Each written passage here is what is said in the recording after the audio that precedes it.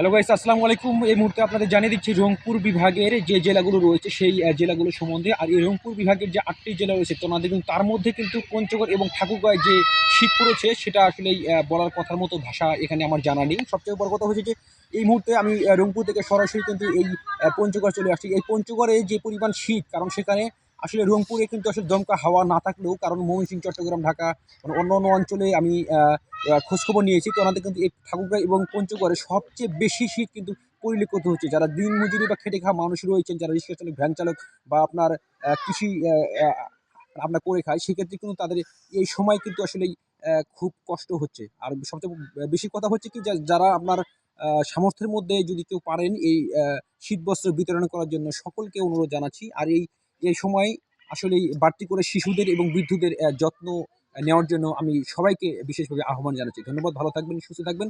কোনো একদিন দেখা হবে আপনাদের সাথে। আল্লাহ হাফেজ।